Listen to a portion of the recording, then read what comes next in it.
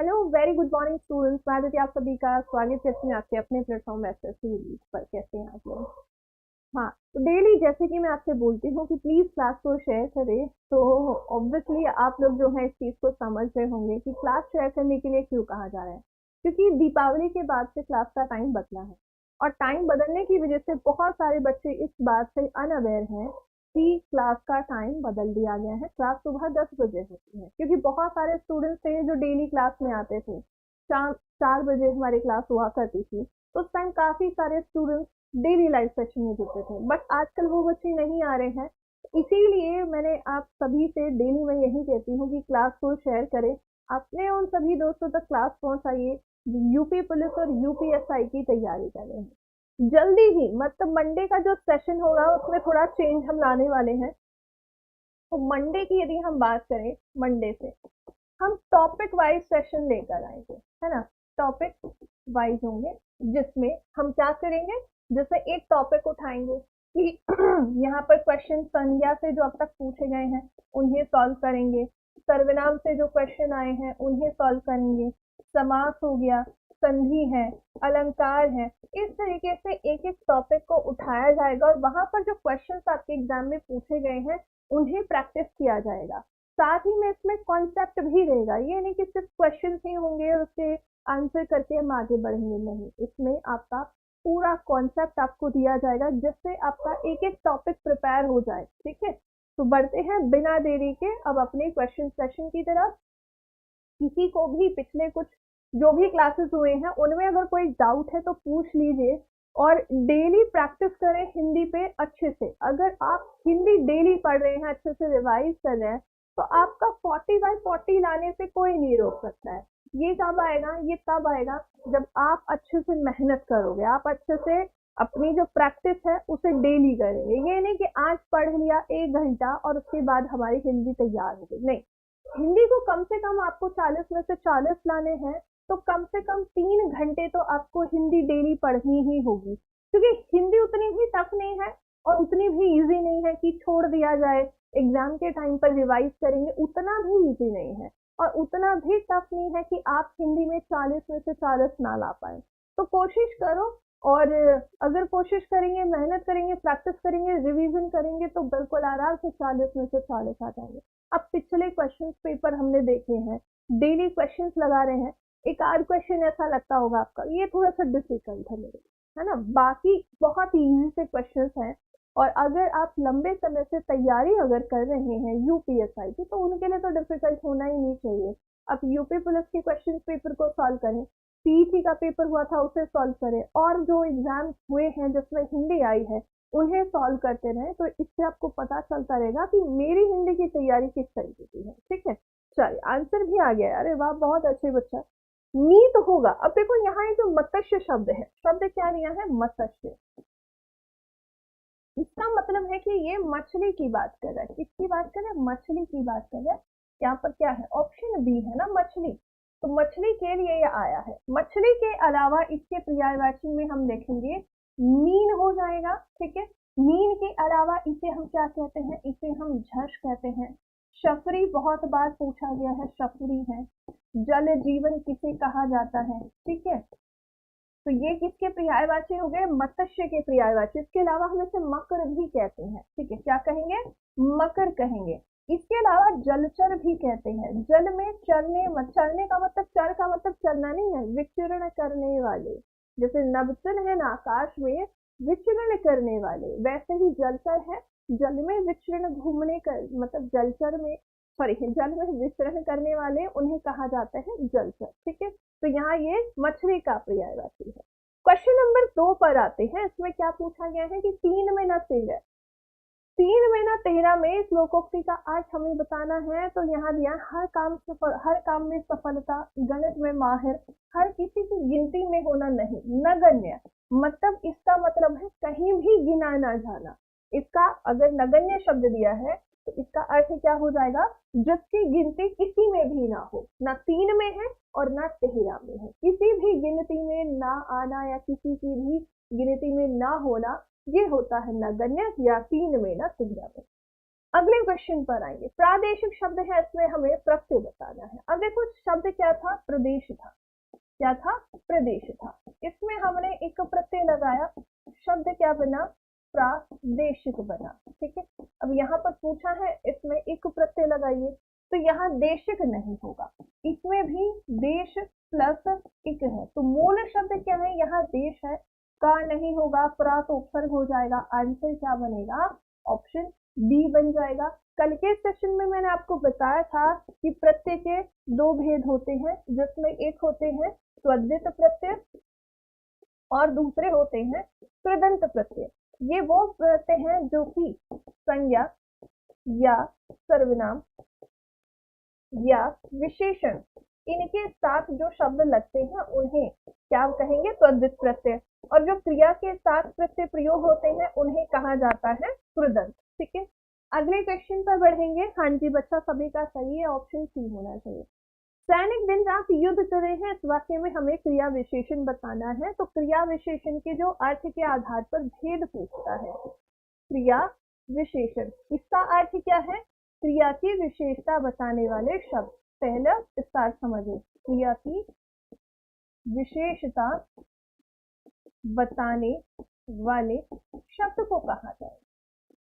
ठीक है, फिर उसके बाद जो है, जब हम बात करते हैं अर्थ के आधार पर, एक प्रयोग के आधार पर भी पूछा जाता है, तो इसके चार भेद हो जाएंगे, और वो चार भेद कौन से हैं, यहाँ पर दिया है, काल, रीति, परिमाण और स्थान। कालवाचक में हम देखते हैं जब क्रिया के समय की बात हो रही हो, वहां कालवाचक। रीतिवाचक में क्रिया का तरीका या ढंग हमें पता चलता है। परिमाण में हम मापतोल की बात करते हैं, और जब क्रिया के स्थान की बात हो रही हो कि क्रिया कहाँ आयोजित हो रही है, वहां पर होता है स्थानवाचक। अब यहाँ बात की जा रही है कि सैनिक क्या कर रहे हैं, युद्ध कर रहे हैं। युद्ध कब हो रहा है, दिन और रात हो रहा है, तो यहाँ समय की बात आई है, ये समय के लिए प्रयोग किया गया है, दिन रात युद्ध कर रहे हैं। आंसर क्या बनेगा, कालवाचक बनेगा बच्चा। ठीक है, आंसर क्या जाएगा, हाँ बिल्कुल सचिन एकदम सही होगा। और एडवर्ड बच्चा, आपने अगर इस क्वेश्चन का आंसर सी किया है तो सी गलत हो जाएगा। ठीक है, अगले क्वेश्चन पर बढ़ेंगे। क्वेश्चन नंबर 5 है, चंदायन किस भाषा का काव्य है और इसे किसने लिखा है, तो चलिए इसके बारे में पढ़ लेते हैं। जब चंदायन की बात करते हैं तो ये किसके द्वारा लिखा गया था, इसे प्रथम सूफी महाकाव्य कहा जाता है। प्रथम सूफी महाकाव्य, एक प्रेम गाथा है ये, जिसकी रचना 1379 में ईस्वी में इसकी रचना की जाती है। इसके जो रचनाकार है वो कौन हो जाएंगे, मुल्ला दाऊद जी हैं, जिनके द्वारा इसे लिखा गया था। और इसकी जो भाषा जो है वो कौन सी हो जाएगी, चलो देखते हैं कौन जल्दी से बताएगा। तो ये अवधी भाषा में लिखा गया था, आंसर बनेगा ऑप्शन सी। अब इसलिए इंपॉर्टेंट है क्योंकि सूफी काव्य पहला वाला प्रेम गाथा या प्रेम ग्रंथ है ये, पहला सूफी महाकाव्य है चंदायन। क्वेश्चन नंबर 6 की तरफ आते हैं। पानी परात को हाथ छुयो नहीं, नैनन के जल से पग धोए, इसमें कौन सा अलंकार हो जाएगा, अतिशयोक्ति, उपमा, रूपक या उत्प्रेक्षा हो जाएगा। जब हम उत्प्रेक्षा की बात करते हैं कि जहां उपमेय में उपमान की कल्पना या संभावना हो, वहां पर क्या होता है, उत्प्रेक्षा अलंकार होता है। इसमें जो शब्द आते हैं कौन कौन से आएंगे, मनु जनु मानो जानो। ठीक है, मानहु जानू, इस प्रकार के शब्द आप देखते हैं। जब हम उपमा की बात करते हैं, कल भी बताया था कि उपमेय और उपमान में समान गुण या विशेषता हो, है ना, या धर्म हो, इसके आधार पर क्या हो रहा हो, तुलना या समानता हो, वहां पर उपमा अलंकार होता है। इसमें जो हम वाचक शब्द देखते हैं, सहायक जो होते हैं समानता या तुलना में, वो आते हैं सा, सी, से, सम, समान या सदृश। ठीक है, उसके बाद जो रूपक अलंकार है, इसमें क्या होगा कि जब उपमेय और उपमान में कोई भेद न हो, भेद न हो, दोनों को एक ही मान लिया जाए। अब यहाँ क्वेश्चन में क्या कहा गया है, यहाँ पानी परास को, मतलब जब सुदामा जी पहुंचते हैं श्री कृष्ण से मिलने द्वारका नगरी, तो उस समय जब श्री कृष्ण उनको देखते हैं, उनकी दशा को देखते हैं, तो फिर उसके बाद उनका पैर धोने का सोचते हैं, अपने मित्र को अपने सिंहासन पर बिठाते हैं। तो उस स्थिति का वर्णन इस तरीके से किया गया है कि पानी जो रखा गया था पैर धोने के लिए, उसको हाथ तक नहीं लगाया था भगवान श्री कृष्ण ने, और आंखों से इतना आंसू बह रहे थे कि उसी आंसू के पानी से, जल से उन्होंने सुदामा के पैर धो दिए। तो यहाँ पर ये कुछ बढ़ा चढ़ाकर कहा गया है, इसी वजह से क्या है यहाँ अतिशयोक्ति। अतिशयोक्ति में क्या होता है, बात को बढ़ा चढ़ाकर जहाँ वर्णन किया जा रहा हो वहां पर अतिशयोक्ति अलंकार होता है। अगले क्वेश्चन पर आएंगे, साथियों हार्दिक स्वागत। इस वाक्य में कारक हमें बताना है। यहाँ पर साथियों हार्दिक स्वागत, ये इस तरीके से विस्मय आदि लगा हुआ था। तो दिया क्या है, कारक दिया है। कारक में हमें बताना है संबोधन कारक, अपादान, संबंध या अधिकरण हो जाएगा। तो अधिकरण कारक कहाँ होगा, जहाँ क्रिया का आधार होता है और इसमें में या पर सर्ग आते हैं या विभक्ति आती है, ठीक है। उसके बाद संबंध में आएंगे आपके नौ, का, की, के, ना, नी और ने, रा, रा, री और रे, ठीक है। अपादान में अलगाव की स्थिति होगी, निकलने की बात हो, सुनना हो, किसी की कुछ सीखने की बात हो, वह अपादान होता है। यहाँ पर दोस्तों को संबोधित किया जा रहा है, दोस्तों स्वागत है तुम्हारा, है ना। तो ये क्या है, संबोधन कारक हो जाएगा, ऑप्शन होगा आपका ए।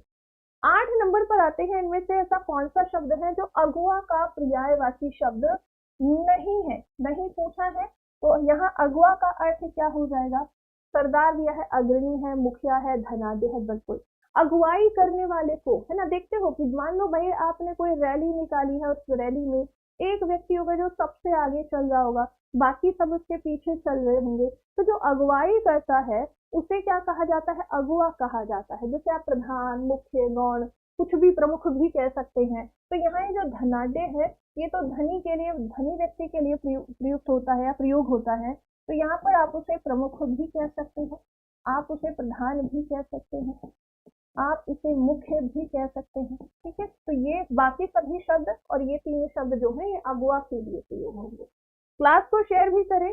दिया है अभ्युदय शब्द का सही संधि विच्छेद इसमें से कौन सा होगा। शब्द क्या दिया है, अभ्युदय, अभ्युदय, ठीक है। अब हमें पता है कि जब शब्द को तोड़ेंगे तो दोनों तरफ क्या आने चाहिए, दो मूल शब्द आने चाहिए। और जब हम संधि देखते हैं तो पहले शब्द के अंतिम वर्ण में और दूसरे शब्द के पहले वर्ण में संधि होती है, ठीक है। अब शब्द को तोड़ेंगे, यहाँ से हमने निकाला, इसको रखते हैं, अब ऐसे आधा है तो आधा ही रखेंगे, यहाँ पर या को रख लिया, ठीक है। फिर उसके बाद इधर आ गया उदय। अब ये जो या है ये कब आया होगा कि जब एक तरफ ई या ई होगी और दूसरे तरफ कोई भिन्न स्वर हो, वहां पर अब या बन जाता है। ई किस में परिवर्तित होती है, ई या में बदल जाती है। तो एक ई को इधर ले जाओ, बाकी को ऐसे ही रखेंगे। तो यहाँ से शब्द क्या बना, अभी प्लस उदय बनेगा, ठीक है। अब देखो ये कौन से ऑप्शन में दिख रहा है, आभ प्लस उदय है, यहाँ अभी गलत लिखा है, यहाँ अभ्यु है, ऑप्शन बी हो जाएगा। संधि कौन सी है, यण संधि हो जाएगी। और यण संधि जो है ये स्वर संधि का एक भेद है। और यण संधि के 3 नियम आपको याद रखने हैं कि ई या ई का में यदि किसी भिन्न स्वर से हो तो ई या में बदलती है। दूसरा है उ या उ का मेल किसी भिन्न स्वर से हो तो वो वा में बदलता है। उसके बाद तीसरा है कि यदि री का मेल किसी भिन्न स्वर से हो तो ये किस में बदलती है, ये रा में बदलती है, ठीक है। चलो नेक्स्ट क्वेश्चन पर आएंगे, कोई डाउट हो तो पूछ लीजिएगा। वेरी इंपॉर्टेंट क्वेश्चन है कि कौन सी भाषा भारतीय संविधान की 8वीं अनुसूची में शामिल नहीं है। जब हमारा देश का संविधान लागू होता है 26 जनवरी 1950 को, उस समय हमारे भारत के मूल संविधान में जो भाषाएं थी वो 14 भाषाएं थी, ठीक है। संवैधानिक भाषा की हम बात कर रहे हैं। उसके बाद 3 संविधान संशोधन होते हैं जिसके तहत 8 और भाषाओं को जोड़ा जाता है। और वो 3 संविधान संशोधन हम पढ़ेंगे। यहाँ पर पूछा है कौन सी नहीं आएगी, तो कौन सी नहीं आएगी, मगही, मैथिली सॉरी क्या दिया है, मगही, संथाली, मणिपुरी और मराठी। अब मैं यहाँ सारी भाषाएं आपके लिए लिख देती हूँ ताकि आपको याद रहे। तो ये जो हमारे संवैधानिक भाषा संबंधी प्रावधान है, संवैधानिक भाषा, इनके लिए जो प्रोविजन किए गए हैं वो भाग कौन सा हो जाएगा, 17 हो जाएगा। और जब हम अनुच्छेद की बात करेंगे, अनुच्छेद कौन सा हो जाएगा, 343 से लेकर 351 तक प्रोविजन किया गया है। जब हम मूल संविधान में पढ़ते हैं तो वहां पर जो भाषाएं हैं एक बार उन्हें देख लिया जाए कि मूल संविधान में कितनी भाषाएं रही, 14 भाषाएं। ठीक है, अब ये 14 जो है वो कौन कौन सी हो जाएंगी, वो अभी हम 5 मिनट के अंदर जो है इन्हें रिवाइज कर लेंगे। यहाँ से एक क्वेश्चन 100% बच्चा आपके लिए आने वाला है। ठीक है, तो पहली अगर हम बात करें कौन सी हो जाएगी, यहाँ पर अगर हम देखें तो पहली हो जाती है आपके लिए असम। ठीक है, कौन सी हो जाएगी, असमिया हो जाएगी पहली। दूसरी आ जाएगी आपके लिए बंगाली। ठीक है, तीसरी आपके लिए आ जाती है गुजराती। चौथी आ जाएगी हिंदी जो कि हमारी राजभाषा भी है। पांचवी यहाँ पर आएगी कन्नड़। फिर उसके बाद आती है कश्मीरी। उसके बाद आएगी मलयालम जो कि एक हमारी क्या है, शास्त्रीय भाषा भी है। मलयालम के अलावा आएगी मराठी। मराठी के अलावा आएगी उड़िया। ये जो उड़िया है, उड़िया भाषा, इसका नाम बदला गया था। कब बदला गया था, इसका प्रोविजन मैं यही बता देती हूँ। 96 कॉन्स्टिट्यूशन अमेंडमेंट 2011 वाला था जिसमें इसका नाम क्या कर दिया गया, ओडिया कर दिया गया था। ठीक है, 9 हो गया। उसके बाद जो है 10 आपकी कौन सी हो जाएगी, 10वें नंबर पर आती है आपकी पंजाबी। फिर उसके बाद 11, 12, 13 और 14। 11 पर आ जाती है आपके लिए संस्कृत। ठीक है, एक आ गई संस्कृत। उसके बाद आ गई तमिल। फिर उसके बाद आ गई तेलुगु और उसके बाद आ गई उर्दू। ठीक है, अब यहाँ पर हम वो चीजें पढ़ लेते हैं कि जिसमें हम देखते हैं कि संविधान संशोधन हुए थे और कुछ भाषाओं को जोड़ा गया था। तो यहाँ पर पढ़ लेते हैं। तो जब हम बात करते हैं कौन सा वाला, 21वां संविधान संशोधन हुआ था 1967 में, इसमें सिंधी भाषा को जोड़ा गया था, पहला ये हुआ। फिर उसके बाद जो है 71वां संविधान संशोधन हुआ वर्ष 1992 में, जिसमें नेपाली, मणिपुरी और एक भाषा थी कौन सी, कोंकणी। ठीक है, कोंकणी, इन्हें जोड़ा गया था। उसके बाद एक संविधान संशोधन होता है 92वां संविधान संशोधन वर्ष 2003 में, जिसमें बोडो, डोंगरी, मैथिली और संथाली, ये 4 को जोड़ा जाता है। अब आप जो है क्वेश्चन का आंसर दे पाएंगे कि यहाँ पर कौन सी नहीं है। तो देखो दिया है यहाँ पर मराठी तो है, बिल्कुल है, ये रहा मराठी यहाँ पर। मणिपुरी और संथाली को वहां जोड़ दिया गया है। तो अब आंसर क्या आएगा, मगही आ जाएगा, जो कि आपके संवैधानिक भाषाओं में नहीं आती है। ठीक है, अगले क्वेश्चन पर आएंगे। अगला है, गांव वालों ने मिलकर यह काम पूरा किया।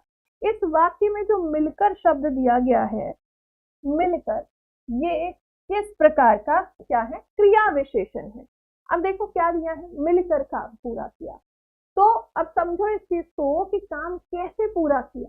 काम पूरा करना मतलब क्या है, हमारा क्रिया है ना, पूरा करना, ये क्या है, एक क्रिया है। कैसे पूरा किया, ये मिलकर पूरा किया। तो यहाँ पर आंसर क्या बनेगा, ऑप्शन सी बन जाएगा।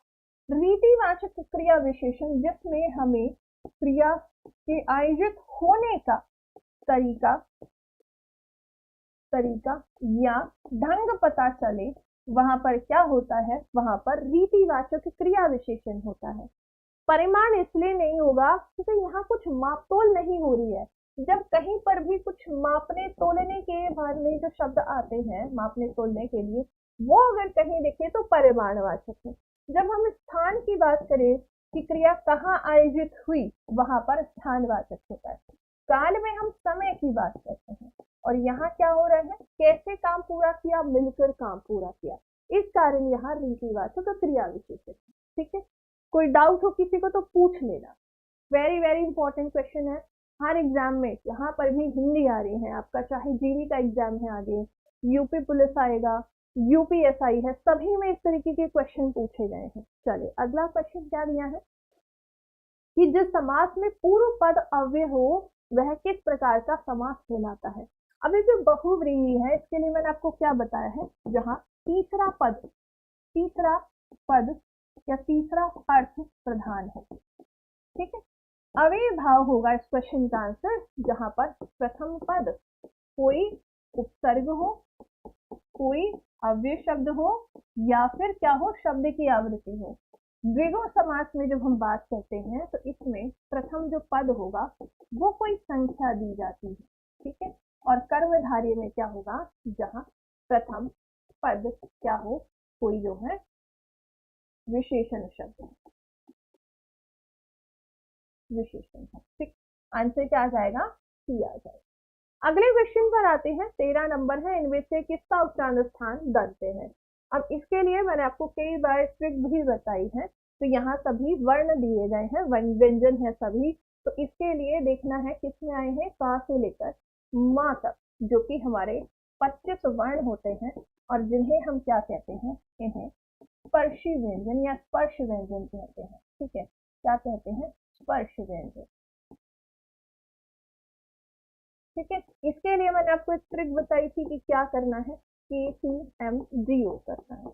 अब इसका मतलब क्या है, के का मतलब है कि पहला वर्ग जो होगा वो कंठ होगा, दूसरा तालव्य होगा, तीसरा मूर्धा होगा या मूर्धन्य, चौथा आपका दंत्य हो जाएगा, और ओठ और होता है ओष्ठ से उच्चारित होने वाला।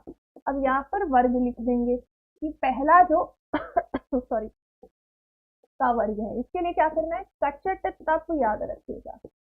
अब इन्हें आगे बढ़ा दीजिए, क ख ग घ और च।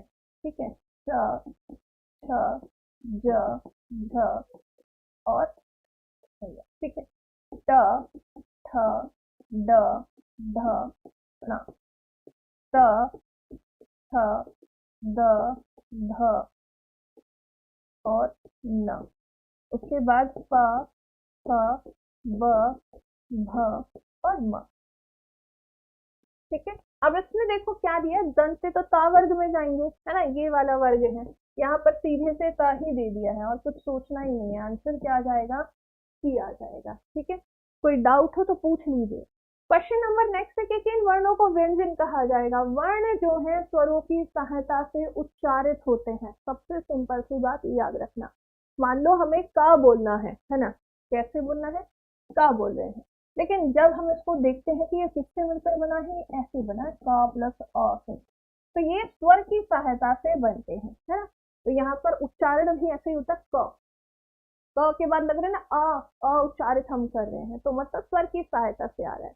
तो यहाँ पर क्या दिया है कि जिनका उच्चारण स्वरों की सहायता से, स्वर के वर्गों की सहायता से नहीं कहेंगे, क्या हो जाएगा कि जिनका उच्चारण स्वरों की सहायता से होता है उन्हें कहा जाएगा। ऑप्शन ए में ही हमारा आंसर है। जो बलाघात हो, जिनका उच्चारण संभव नहीं, जो कठिनता से उच्चारित हो, ये भी नहीं होगा। अगले प्रश्न पर आएंगे, हिंदी में कुल कितने सर्वनाम हैं। कई बार क्वेश्चन हम पढ़ चुके हैं, फिर से पढ़ लेते हैं कि कुल सर्वनाम पूछे तो इनकी संख्या कितनी होती है। कुल सर्वनाम होते हैं 11। जब आपसे सर्वनाम का भेद पूछे तो सर्वनाम के भेद कितने होते हैं, भेद होते हैं कुल 6। ठीक है, अब यहाँ कुल सर्वनाम जो 11 है उन्हें पढ़ लेते हैं। पहला हो जाएगा मैं, तू, आप, यह, वह, जो, तू। फिर उसके बाद कोई, कुछ, फिर उसके बाद कौन, क्या। ये हो गए आपके 11 सर्वनाम, कुल सर्वनाम, मूल सर्वनाम यही है। इसके बाद हम देखते हैं भेद 6 हो जाते हैं, जिसमें पहला होता है पुरुषवाचक सर्वनाम, ये पहला भेद है। फिर उसके बाद दूसरा आ जाएगा निश्चयवाचक सर्वनाम, तीसरा आ जाएगा अनिश्चयवाचक सर्वनाम, फोर्थ नंबर पर आ जाएगा संबंधवाचक सर्वनाम। फिफ्थ पर आ जाता है यहाँ पर निजवाचक सर्वनाम और सिक्स नंबर पर आएगा प्रश्नवाचक। ठीक है, तो ये हो गए आपके कुल सर्वनाम और सर्वनाम के। क्वेश्चन नंबर 16 पर बढ़ते हैं। अव्यय के लिए कौन सा कथन सही है? इसमें एक क्वेश्चन मुझसे शायद परसों वाला था, वो एक थोड़ा गलत हो गया था परिभाषा में। यदि हम बात करें शब्द भेद, है ना, शब्द भेद की जब हम बात करते हैं तो दो होते हैं, एक होते हैं विकारी, ठीक है, शब्द भेद, और दूसरे होते हैं अविकारी। तो शब्द भेद में जो विकारी है ये क्या है, जो क्या करे, जो शब्द लिंग, वचन और काल इसके अनुसार बदल जाए, अनुसार इनमें परिवर्तन हो जाए, वो क्या होते हैं, वो विकारी शब्द होते हैं जिनमें विकार उत्पन्न। इसमें मैंने आपको बताया था चार हो जाएंगे, संज्ञा है, दूसरा है सर्वनाम, तीसरा है विशेषण और चौथा हो जाता है क्रिया। फिर आते हैं दूसरे की तरफ, यहाँ ये जो अविकारी है, जो किसी के अनुसार नहीं बदलते हैं, जिनमें विकार उत्पन्न ना हो, इसके भी चार भेद हैं। पहला हो जाएगा क्रिया विशेषण, ठीक है, और यही कहलाते हैं अव्यय। ठीक है, उसके बाद दूसरा है समुच्चय बोधक, और इनके साथ जो है क्या लगता जाएगा, अव्यय लगता है। तीसरा है क्या जाएगा, संबंध बोधक अव्यय, और चौथा हो जाता है विस्मय आदि। मुख्यतः चार भेद होते हैं, लेकिन कभी कभी जब 5 भेद पूछे तो उसमें निपात को जोड़ दिया जाता है। अब पूछा है अव्यय कैसे होते हैं, क्या इनके बारे में सही कथन है, तो ये क्या होंगे, अविकारी होते हैं, विकारी नहीं होंगे, दोनों नहीं हो सकते हैं, उपरोक्त में से कोई नहीं, ऑप्शन ए हो जाएगा। ठीक है, अगले क्वेश्चन पर आते हैं। अगला है निम्नलिखित में से तत्सम शब्द हमें बताना है। तत्सम शब्द जो है ये संस्कृत भाषा से, ये क्या है, संस्कृत भाषा से आए,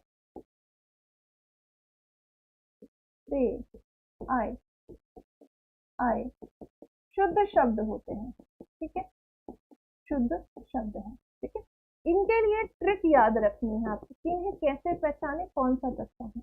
ये जो हमारे तीनों शाह हैं, ये आपको कहीं पर भी आधे दिखे, आधी, है ना, नमस्ते, देख रहे हो नमस्ते में आधा सा आता है, तो वो क्या है, वहां पर तत्सम शब्द है। इसके अलावा कहीं पर र ऐसे है, या कहीं पर भी जो री है ये आया है, इसके अलावा जो हमारे संयुक्ताक्षर हैं या फिर त्र, ये कहीं दिख रहे हैं, इसका मतलब वो तत्सम शब्द होता है। यहाँ पर दिया है बारात, बारात का तत्सम बनेगा वर या। ठीक है, वर्षा क्या है, ऑप्शन बी एकदम सही है, र ऊपर आया है मात्रा के तौर पर। ठीक है, हाथी का तत्सम बनेगा हस्ती, और आंसू का क्या बनेगा, अश्रु बन जाएगा। ठीक है, अगले क्वेश्चन पर आएंगे। 18 नंबर है, ज्ञान राशि के संचित कोश का नाम ही साहित्य है, यह कथन किसका है। 2021 में ये क्वेश्चन आपका पूछा गया है, 21 नवंबर 2019 को पूछा गया है। जयशंकर प्रसाद, राम विलास शर्मा है, रामचंद्र शुक्ला, महावीर प्रसाद द्विवेदी जी, तो इन्हीं के द्वारा जो है क्या किया गया है ये कथन दिया गया है। ठीक है, तो कथनों से भी एग्जाम में क्वेश्चन आते हैं। अब यहाँ पर इनकी रचनाएं पढ़ लेते हैं कि इन्होंने लिखी है रचना हिंदी भाषा की उत्पत्ति। ठीक है, हिंदी भाषा की उत्पत्ति। इसके अलावा इनकी जो रचनाएं रही हैं उसमें आ जाएगा हिंदी महाभारत है, कुमार संभवम है, हिंदी महाभारत। ठीक है, इसके अलावा इन्होंने लिखा है कुमार संभवम। इन्होंने लिखा है किराता अर्जुनियम, किरातानुर्जियम, ऐसे करके अर्जुनियम। ठीक है, ठीक है ना ये वाला। उसके बाद जो है इन्होंने लिखा है बिखरे मोती, इन्होंने लिखा है कहानी संग्रह, कहानी संग्रह। ठीक है, ये क्वेश्चन भी बार बार आपके एग्जाम में पूछा गया है। ऐसे बीच बीच में स्टेटमेंट वाले क्वेश्चन रखेंगे, क्योंकि स्टेटमेंट जो है ये रिपीट होते हैं। पहले जो पूछ लिया गया उसको दोबारा से देखने को मिलता है, तो कुछ ऐसे स्टेटमेंट होंगे जो किसी ने दिए हैं और उनसे क्वेश्चन आए हैं, वो वेरी वेरी इंपॉर्टेंट हो जाएंगे। क्योंकि रचनाएं तो आप याद कर लेते हैं, लेकिन स्टेटमेंट जो होते हैं ना इस तरीके से कथन, वो याद नहीं हो पाते हैं। यहाँ पर दिया है कि नयन शब्द में प्रयुक्त कृत प्रत्यय कौन सा हो जाएगा। अब देखो यहाँ पर क्या है, इक है, इन है, उन है या अन है। नयन शब्द है, इसमें अगर आप देखोगे तो संधि कौन सी है, शब्द को तोड़ेंगे नयन, नयन। ठीक है, यहाँ से न ऐसे ही रखो, ये अय आ गया और इधर न आ गया। ये अय कब आता है कि जब ए का मेल जो है इसके भिन्न स्वर से होता है, तो ये अय में बदल जाता है। ठीक है, तो यहाँ इसको जोड़ दीजिए, यहाँ से क्या आया, नी प्लस अन आ गया। संधि कौन सी है, अयादि संधि है। आंसर ऑप्शन डी आ जाएगा। अयादि संधि का उदाहरण है जिसमें आपको 4 चीजें याद रखनी है, ए, अय, ओ और औ। इनका मेल अगर किसी भिन्न स्वर से हो तो पहला वाला अय में बदलता है, अय में बदलता है। ठीक है, इसका एक जो अय है इसका मेल किसी भिन्न स्वर से हो तो ये आय में बदलता है। ओ का मेल किसी भिन्न स्वर से हो तो ये अव में बदल जाता है। ठीक है, और यदि आओ का मेल किसी भिन्न स्वर से हो तो ये आओ में बदलता है, आओ में। ठीक है, चलिए, तो आंसर ऑप्शन डी बनेगा। हाँ अनुष्का, जय हिंद बच्चा, आज लेट हो गए आप। अगले क्वेश्चन पर आएंगे, इनमें सरस्वती पत्रिका के जो संपादक थे वो कौन थे। तो यहाँ जब पहली बार की बात करेंगे तो प्रयागराज से पत्रिका का संपादन शुरू होता है। वर्ष था 1900 और इंडियन प्रेस के द्वारा इसका संपादन किया गया था। लेकिन उसके 3 वर्ष बाद ही इसके संपादक जो है बनते हैं। कौन बनते हैं, तो महावीर प्रसाद द्विवेदी जी बन जाएंगे, जिनके द्वारा इसका संपादन किया गया था 1903 से लेकर 1920 तक। तो इसका संपादन प्रारंभ होता है वर्ष 1900 में, और इसका प्रकाशन कहाँ से होता था, प्रयागराज, यहाँ से प्रकाशन होता है। और इंडियन प्रेस जो है एक संस्था थी जो इसका प्रकाशन प्रारंभ करती है। फिर वर्ष आता है 1903 और वर्ष 1920 तक इसके संपादन करता रहते हैं महावीर प्रसाद द्विवेदी जी। इनसे बहुत बार क्वेश्चन आपके एग्जाम में पूछा गया है, तो यहाँ पर ए और बी ना करे बच्चा, महावीर प्रसाद द्विवेदी जी बिल्कुल ठीक होंगे। ठीक है, क्वेश्चन नंबर 21 पर आएंगे। कौन सा व्यंजन ऊष्म व्यंजन है। अब देखो, थोड़ी देर पहले मैंने आपको एक क्वेश्चन में क्या बताया था, ये जो हमारे स्पर्श व्यंजन है इनका पूरा मैंने ये ऐसे उच्चारित होते हैं ये बताया था। अब यहाँ पर कुछ और चीजें जान लेते हैं। इस वाले क्वेश्चन में क्या पूछा है, हमसे पूछा है ऊष्म व्यंजन। जब आपको दे दिया जाए ऊष्म, ऊष्म, ऊष्म या संघर्षी व्यंजन आपको दिया जाए, संघर्षी व्यंजन, तब इनकी संख्या आपको याद रखनी है 4 है। कौन से हैं, ये हमारे जो 3 श हैं ये वाले, और हाँ ये हमारे क्या कहलाते हैं, ये हमारे ऊष्म उष्ण संघर्षी व्यंजन कहलाते हैं। यहाँ ये जो पहला स है ये स, इसका उच्चारण स्थान क्या होगा, तो क्या इसका उच्चारण स्थान तालव्य है, बताइए जल्दी से। ये दूसरा वाला जो श है इसका उच्चारण स्थान मूर्धन्य है। ठीक है, क्या हो जाएगा, मूर्धन्य हो जाएगा। इस सा का उच्चारण स्थान जो है दंत्य है, और हा का उच्चारण स्थान क्या है, काकल्य है। अब यहाँ पर पूछा है ये किस वर्ग में आते हैं, तो आंसर ऑप्शन क्या आ जाएगा, ई आ जाएगा। ये तीनों आपके क्या है, स्पर्श व्यंजन है, ये आपके स्पर्श व्यंजन हो जाएंगे। ठीक है, अगले क्वेश्चन पर बढ़ेंगे। नेक्स्ट क्वेश्चन क्या कहता है, इनमें अनिश्चयवाचक सर्वनाम कौन सा है। तो सर्वनाम आज हमने पढ़ा, सर्वनाम भी, कुल सर्वनाम भी पढ़ा, सर्वनाम के भेद भी पढ़े। तो ये जो अनिश्चयवाचक सर्वनाम है जहाँ अनिश्चयता का बोध हो, है ना, क्या हो, जहाँ हम निश्चय नहीं कर पा रहे हैं, अरे अनिश्चयवाचक। अब इसमें आपको 4 सर्वनाम याद रखने हैं। कोई, कुछ, किसी, क्या आ जाए, किसी, और क्या दे दिया जाए, किन्हीं दे दिया जाए। ये 4 सर्वनाम आपको याद रखने हैं। क्या दिया है, यह वह। तो ये तो क्या है, आपके निश्चयवाचक में आएंगे, निश्चयवाचक सर्वनाम में आएंगे। ये आपका संबंधवाचक में चला जाएगा, जो तो, और ऑप्शन ए हो जाएगा जो कि हमारा अनिश्चयवाचक है। ठीक है, नेक्स्ट क्वेश्चन पर आते हैं। सॉरी, इसमें दिया है इनमें से उर्दू के उपसर्ग से बना शब्द कौन सा है। तो उर्दू वाले जो शब्द हैं उन्हें थोड़ा सा याद रखिएगा। जब आपको दे दिया जाए बा दे दिया जाए, गैर है, ना है, ठीक है, ये शब्द ऐसे वाले हैं जो अगर ये कहीं जुड़े हैं तो ये इसमें चले जाएंगे। क्लास पीछे की चल रही है, मुझे रिफ्रेश कर लो, रिफ्रेश कर लोगे तो फिर से आप वापस हमारे साथ जुड़ जाओगे। यहाँ पर और आ जाए, अलबत्ता के साथ अल लगता है, कम वक्त में कम लगता है ना। इसके अलावा और कौन से आ जाएंगे, गैर हो गया है, बिल, बिल, ठीक है, बिल आ जाए। कहीं पर भी क्या दे दिया जाए, देर दे दिया जाए, देर, सॉरी देर नहीं, दर, दर, दर हो, ठीक है, दरवाजा। तो ये क्या है, दर जो है ये उर्दू से आया। अब यहाँ देखो, यहाँ केपूत नहीं था, क्या था, शब्द था कपूत, कपूत। तो इसमें जो उपसर्ग निकलेगा वो क्या निकलेगा, यहाँ पर बनेगा का प्लस पूत, पूत मतलब पुत्र है। यहाँ से क्या आएगा, प्लस नीच, यही होगा ना 19 में। यहाँ पर अध, अध प्लस पका आएगा, और ऑप्शन डी में आएगा खुश प्लस गु। तो यहाँ ये जो खुश शब्द है ना, ये खुश उपसर्ग जो है ये हमको उर्दू से आया है। ठीक है, वेरी नाइस, अरे क्या बात है, आप सभी के आंसर एकदम बढ़िया आ रहे हो। भक्ति काल को हिंदी साहित्य का स्वर्ण युग में से किसने कहा है। तो यहाँ दिए हैं श्याम सुंदर दास जी हैं, बाबू गुलाब राय, रामचंद्र शुक्ल या जॉर्ज गियर्सन हो जाएंगे। तो पहला नाम हम सुनेंगे जॉर्ज गियर्सन जी का। सेकंड पर मान लो ये नहीं होते तो हम इन्हें भी चुनते, इन्होंने भी स्वर्ण काल कहा, क्या कहा, स्वर्ण काल या स्वर्ण युग की इन्होंने भी संज्ञा दी है।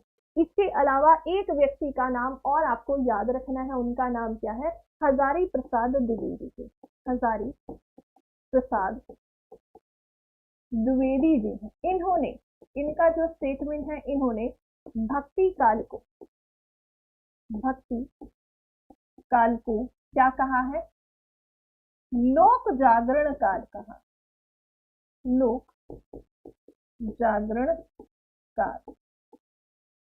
ठीक है, यहां से भी क्वेश्चन आ सकता है। ठीक है, नेक्स्ट क्वेश्चन पर आएंगे, 25 नंबर है, इसमें बताना है त्र प्रत्यय से बना शब्द कौन सा हो जाएगा। ठीक है, अब देखो क्या क्या दिया है। पहला जो हमारा शब्द है इसमें है हमारे पास दान प्लस शील, ठीक है, यही निकलेगा।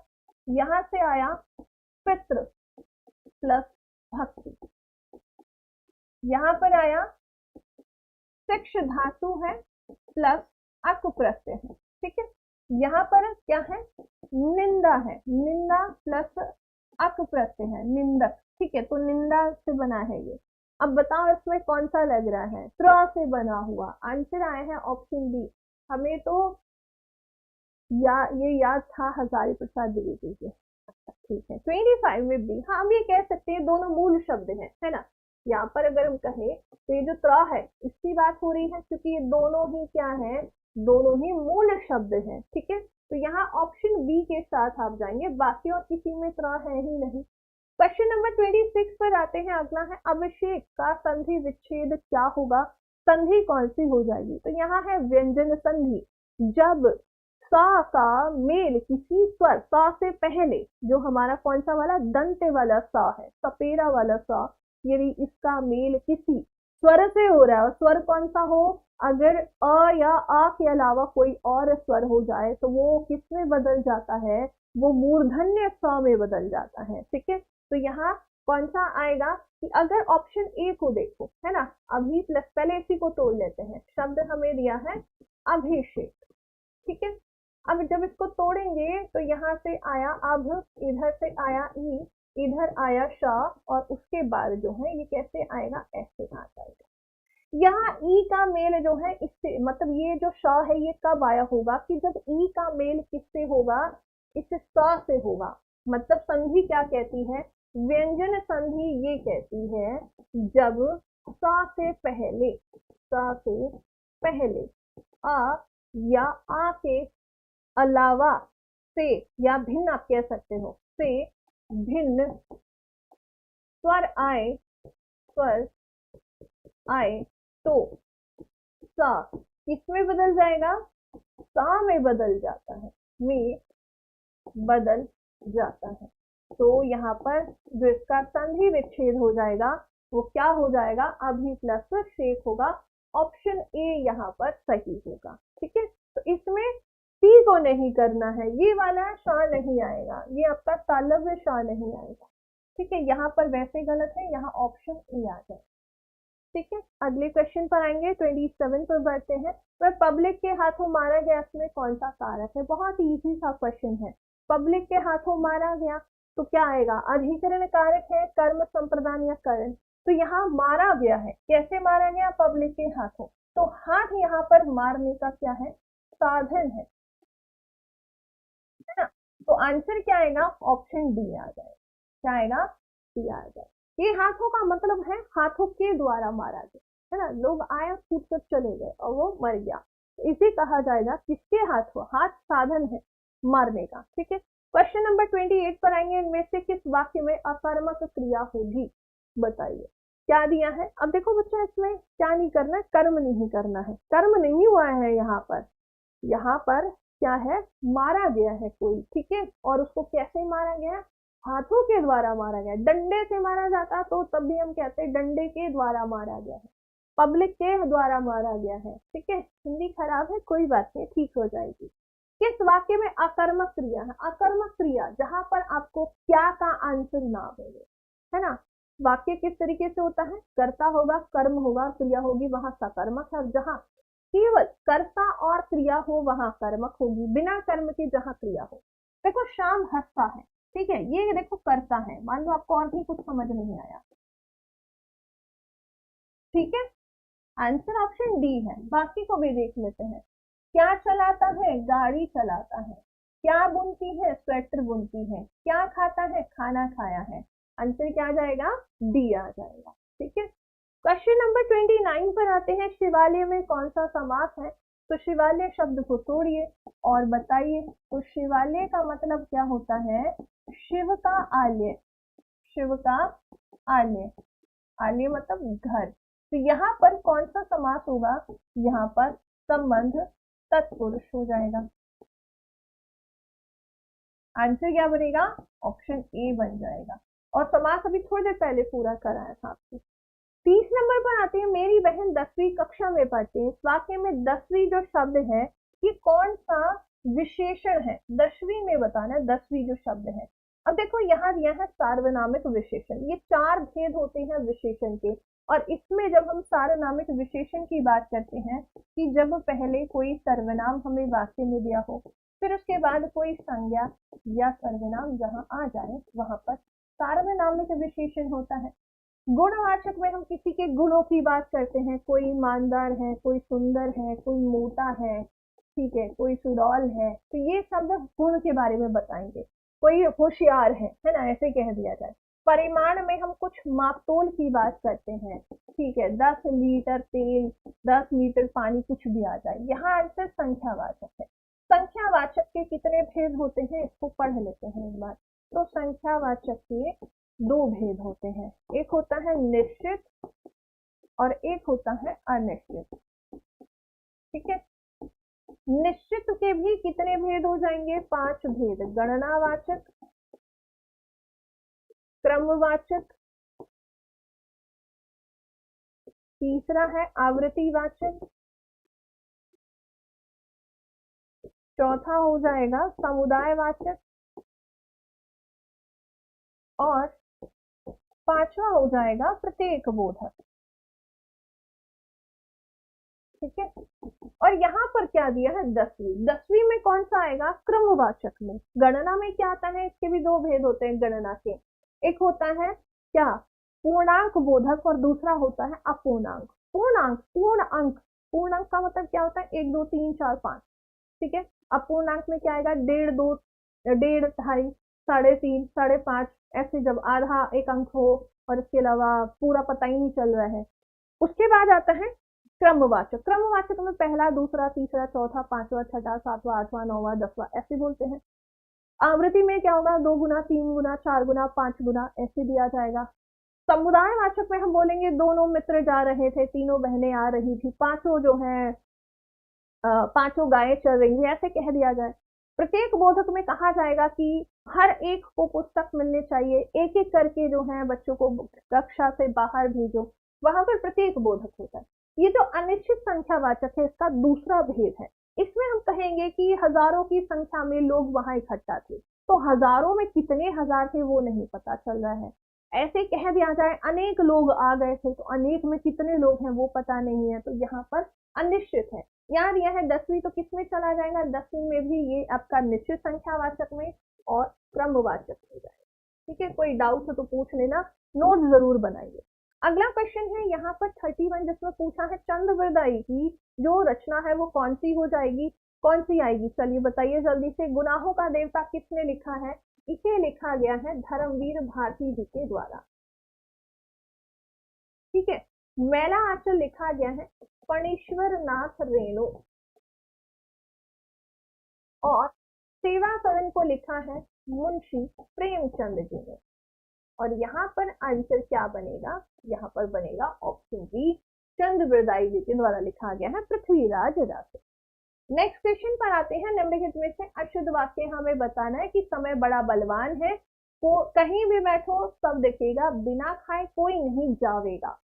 और यहां से चलो, अगर ऑप्शन सी को आपने देखा तो इसको हम कह सकते थे कि कोई भी, ऐसे भी कहा जा सकता था, कोई भी बिना भोजन किए, है ना, खाए का मतलब क्या है, भोजन किए नहीं जाएगा, ऐसे भी आप कह सकते हैं तो ज्यादा अच्छा लगेगा। ये जावेगा गलत है, आंसर क्या हो जाएगा, ऑप्शन सी है। ठीक है, अगले प्रश्न पर बढ़ते हैं। अवधी भाषा के कवि कौन हो जाएंगे, नरपति नाला है, विद्यापति है, मलिक मोहम्मद जायसी या सूरदास जी हो जाएंगे। सूरदास जी जो है ये ब्रज भाषा में लिखते हैं, है ना, इनका जो जीवन बीता है वो ब्रज में बीता है। मलिक मोहम्मद जायसी हैं जिन्होंने पद्मावत जो लिखी है, पद्मावत, ये इनकी जो है अवधी भाषा में लिखी गई है। ठीक है, नरपति नाले की जब हम बात करते हैं, इन्होंने लिखा है बीसल देव रासो, और जिसकी जो भाषा है वो कौन सी हो जाएगी, राजस्थानी हो जाएगी क्या, या कोई और है, बताइए जरा। विद्यापति की जब हम बात करते हैं तो इनकी जो भाषा रही है वो संस्कृत भी रही है, अवहट्ट भी है, मैथिली भी है, कई भाषाओं में इन्होंने लिखा है। ठीक है, तो इनकी जो भाषा रही, कुछ इनकी रचनाएं हम संस्कृत में देखते हैं, कुछ अवहट्ट में देखेंगे, और कुछ देखते हैं मैथिली। ठीक है, नरपति नाले की बताओ भाई, आंसर आया है सी होगा, सी एकदम सही है। इन्होंने जो बीसलदेव रासो लिखा था ना, नरपति नाले की, वीर रस प्रधान है, तो इनकी रचनाएं राजस्थानी भाषा में लिखी गई। क्वेश्चन नंबर 34 पर आते हैं। कौन सा विकल्प सही नहीं है, क्या क्या दिया है, गुणवाचक विशेषण में हम देखते हैं सुंदर आता है, एकदम ठीक है। संबंधवाचक में विशेषण, जब संबंधवाचक विशेषण की बात करेंगे तो पहली बात तो ये आता भी नहीं है, विशेषण का उदाहरण मतलब भेद में भी नहीं आता है। परिमाणवाचक में थोड़ा होगा, ठीक है, सारे में संख्यावाचक विशेषण होगा, और ये अनिश्चित में चला जाएगा, सारे बच्चे आ रहे हैं, वो सारे बच्चे कितने हैं, तो ये अनिश्चित में चला जाएगा, ये भी ठीक है। लेकिन कौन, संबंधवाचक विशेषण का भेद भी नहीं है, और ये संबंधवाचक सर्वनाम में भी नहीं आता है। ठीक है, क्वेश्चन नंबर 35 पर बढ़ते हैं। इसमें पूछा है बहुवचन का उचित विकल्प चुनिए, तो घोड़ा एक है, एक वचन है, इसका बहुवचन घोड़े बन जाएगा, है ना, क्या बनेगा, घोड़े बनेगा। स्त्री का क्या बनेगा, बहुवचन स्त्रियां बनेगा। ठीक है, उसके बाद सिपाही का क्या बनेगा, सिपाहियों बनेगा, सिपाहियों। और यहाँ आंसर क्या है, चिड़िया। ठीक है, एक वचन क्या होगा, ऐसे केवल एक ऐसे दिया हो, चिड़िया, ये बहुवचन है।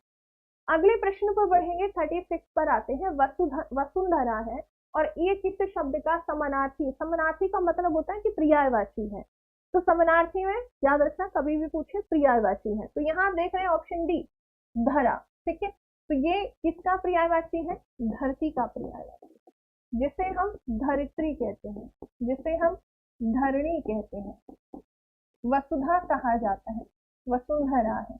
इसके अलावा इला बहुत बार पूछा गया है, मेदिनी पूछा गया है, भूमि पूछा गया है, भूमि, भू, ठीक है, धरा, धरा तो दिया ही है। तो आंसर क्या बनेगा? ऑप्शन डी आपका बन जाता है, ठीक है।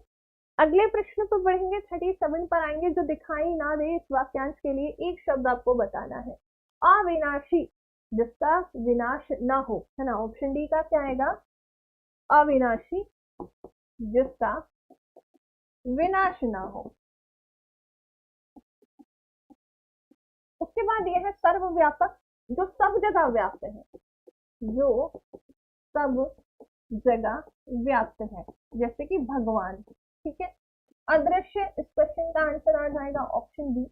दर्शनीय का मतलब है जो देखने योग्य हो, देखने योग्य हो।